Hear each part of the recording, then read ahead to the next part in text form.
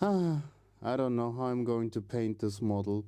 There's so many color schemes, and the tutorial I looked up for, it said I needed banana peel brown. But I don't have no banana peel brown, man. It sucks. Oh, hey man. What's the issue? Oh, it's you. Can you help me with coloring the model? I'm having trouble. I don't have banana peel brown. Oh, I see. Yeah. Let me guide you through it. So, you want to start Off with like a reddish green brown yellow tone, and then you want to use a 30% of the other color and then 20% of this color, and then you mix it together with a water-based solution, making it a little bit thicker than you think, but a little bit thinner than you want it to be, and then you want to like turn it inside out, and like then you want to like stretch it thin, and then you want to make it thick and small, and then you go on, and then you have like a perfect yellowish brown, what you want to have, with like the feeling of banana, but it's more like an orange, so you get more when you layer it up, and then you have the other color, and then you want to do it like this, and then you do it like that, and then you turn it into a moon, and then you turn it into the sun, and then you want to have it into the other color, and then you want to turn it into a greenish tone, because when you turn it into a greenish tone, you're going to have more of a deeper feeling to the color, and you feel more connected to the wildlife around you, and then you have more of the feeling. You understand? That's great. Hello and welcome. Today we are going to do something a bit more different. Today we are not really building anything, but today I'm going to talk about colors, especially color theory and using a limited range. I'm using here the CMYKare palette, or if other people know also other palettes, like the Zorn palette for example, it is basically you have a limited range of colors. This is for demonstration purposes that you don't need 10 million colors to paint one model. That you can use this range to achieve very much. It's just so little confidence booster. So we have here some cyan or turquoise, some magenta, the best yellow I have a few, but this was the yellowest yellow. The other ones go into a bit of a different range. I have key is black, and I also take white. I know it's a bit of a cheating, but maybe we don't need it. I try to limit those two out of my range. I'm trying to mostly use those three colors here to paint this big boy. It's a Saturnite pattern dreadnought we are painting with our little other box dreadnought here as a stepping stool. I just was thinking, because James Workshop announced that we will paint this bad boy here up, and I think we will start with like a bit of just putting color on the model. I was thinking like we can use the magenta as like undertones and like highlight it up. I was thinking like maybe a bit more of a Thousand Suns color scheme could be cool, because we already have the magenta. We will find out. So in the beginning we just mix somewhat 50-50 of our magenta and turquoise. That gives us already like a very nice purple color. And with that we just start painting the darker parts. That's why I also used an zenithal highlight for my base coat, so we can determine where our shadows and lights are.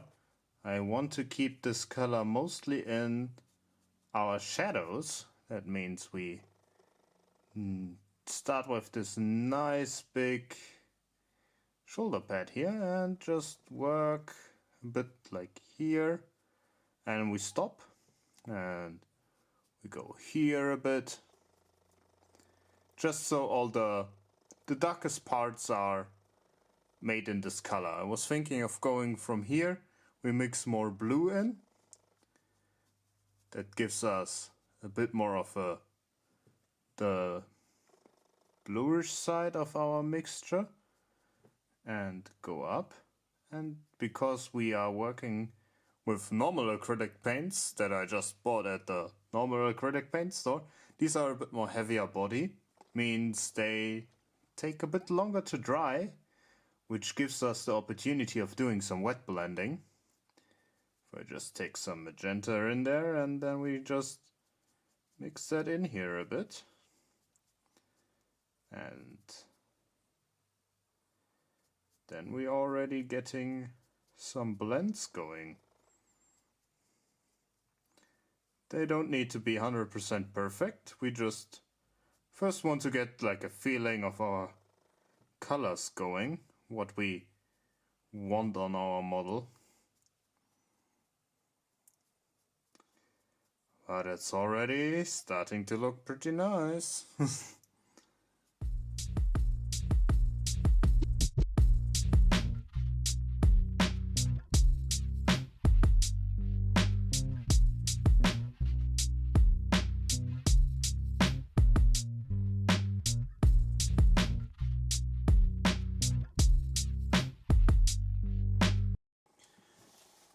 It is a bit patchy for now, but this is like the basic layout for now. What things are going to be blue, what things are going to be purple. I think I will work a bit more of the magenta into the shadows. I think that will rich them up. And I'll also mix together my yellow and magenta to camera focus. There we go. To create like an orange that I don't know, I saw that online, it looked cool that like the one that is already shot is out of charge and orange, and I think I will just do this one green. And I was also thinking of maybe doing this shoulder pad black. I will use my Joker card to use that as black, and then we do some hazard stripes on here. I think that will also look very cool. I fiddled a bit around with the colors, and I am at a spot where I am happy how it is looking at the moment. You see, I will quickly wash my brush so I don't smudge anything. So as you see here, I added mostly of my magenta in the shadows, and I think it gives it a very nice pop. Also fiddled around how the yellow and the cyan combined and painted one of them like in a greenish tone because I thought why not. And I also used this color for the plasma, the charged one and the bold. I was thinking like when this is dry I will dry brush the cyan over it, and I think that will give it a cool effect. And yeah, I did that for the rest. I basically just took the magenta and then thinned it down with a bit of like a medium, so I get like a wash consistency, and that worked out very, very nice. I am impressed. I thought that the random art store acrylics wouldn't go so good for the medium or like thinning, but I am impressed. It is very, very thin, and you can just brush it on and it finds the cracks and it gives it a very nice vibrant shadow. If we just take it here and brush it in there, that creates a very nice shadow that gives the model a bit more of a pop. I know it it entered like a vaporwave one, I just noticed, but I think it is the colors I chose. I think if we chose the RGBs instead of the CMYK, we could also achieve more darker colors. I know this is like CMYK is mostly used for printing, but the colors for painting and for printing or like work a bit differently. But I am digging how this one looks. I think we can like either do like a freehand or have a shit ton of what's it called, decals on it, and we can put one here. Here we do it like the stripes. I will just put on stripes over it, or like a pattern. And I think for the metallics, I fiddled around with that. It's like every time you fiddle around with it, you also noticed that if you mix every color together, you get like a very dark color. If I manage it currently. There we go. We get like a gray, nice gray color. And I think we use that gray color, here, this one, for, my water. No, my yellow. For our metallics, quote unquote. So we do like a non-metallic. And I think if we mix like a bit of like our cyan back in, cyan, turquoise cyan, we can do like a non-metallic steel look. And I think I will do that for the metallic parts. And I think that will bring the model nicely together. So I will start with that and I will update you on it, how it will look. Okay, my idea sadly didn't work and I needed to use the key. The key! The black.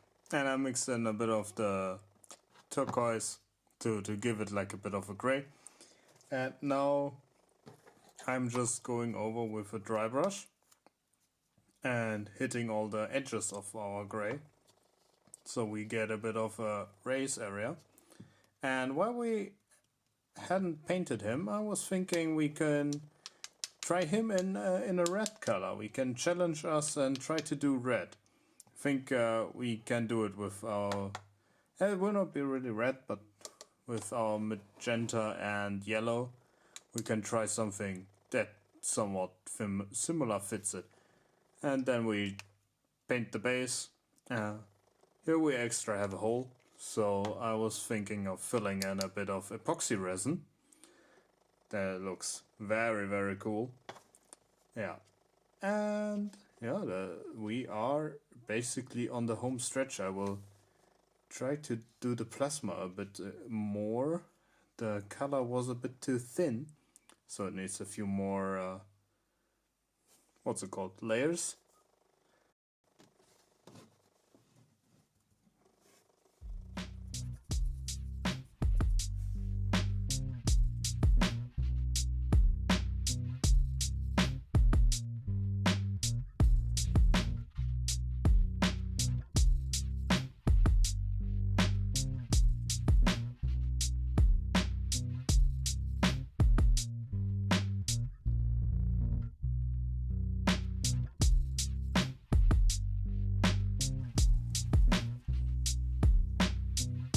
So, for the Dreadnought Man, I was thinking of just using my little spongy.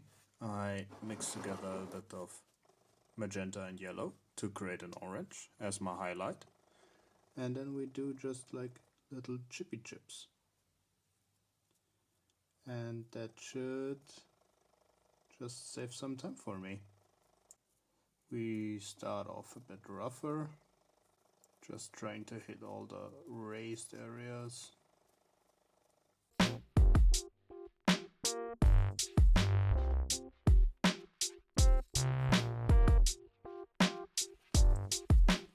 Also a bit here and the sides. Nice. And we now let that dry off a bit, so we can go on with a bit more of a yellowish color into it to give it our final highlight. And then we will also highlight here the box. I already did that here on the top. I used a bit of white as my second cheat color, black and white, just so I can desaturate a bit my blue-black mixture and give it the nice non-metallic metal reflections here. Maybe I go in with like a bit of white just to set some like key points to look at. Yeah, I will let that dry and then we will come back.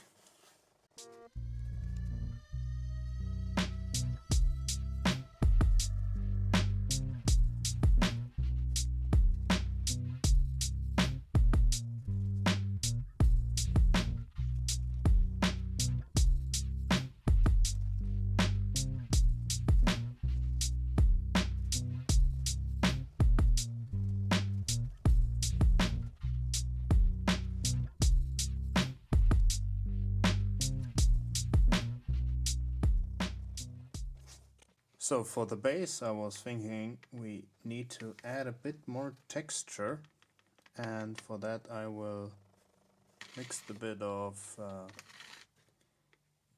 wood glue with water, and we will just apply that on our little model here, and then we just put on some sand over it in some selected areas, and that should give it a bit more looksies on some areas. But I think I want mostly the sand to be in our little water area we will build up here.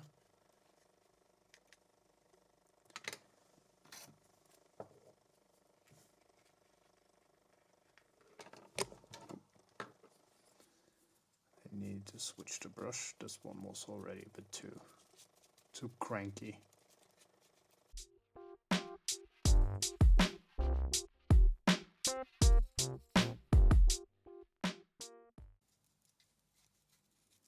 Yep, this should be good.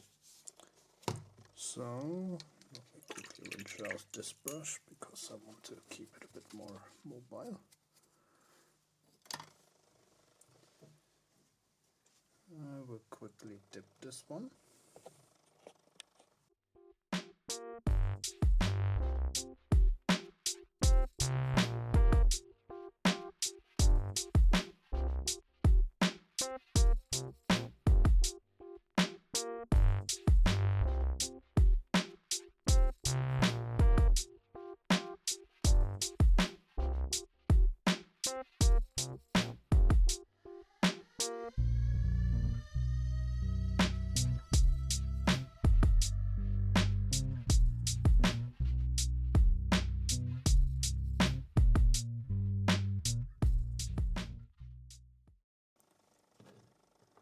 Okay, so you just saw me paint the base. It was mostly just watered down to a wash consistency, and because it is still wet you can like do a nice blend with it, and yeah, then I did a nice blend. I was thinking like behind is a bit more green, we have a bit more yellow here, and when we fill that up with resin I was thinking mixing the resin with a bit of an acrylic ink, because by chance I have a cyan acrylic ink flying around that we can use as a water puddle here. And I think that will tie everything together nicely, but we will let this here dry a bit and then we do the resin pour before I mix in the resin, and then it's just mixing in with the colors.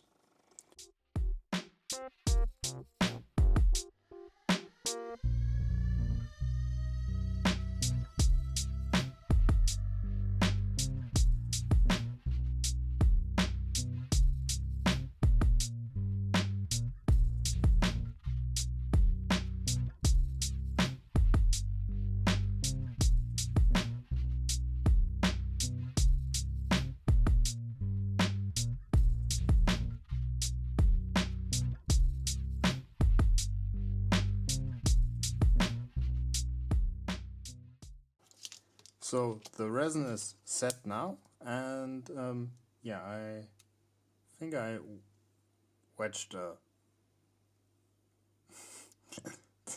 the mixtures. It is like a gummy bear texture. It is not supposed to be like that. I made like some different ones. I also have like a purity seal here. You can see like, yeah, that is meant to be like 2-part epoxy resin and not rubber. And I looked online and it said, yeah, I fudged the proportions of A and B because I mostly wang it. So it is okay that we did not get the result we wanted. But how we fix it? The internet said just pour another layer on top. We will see if that works, because I don't want to mix more 2-part resin. I will just use my UV resin for it, and we will just plop that over and hope it works.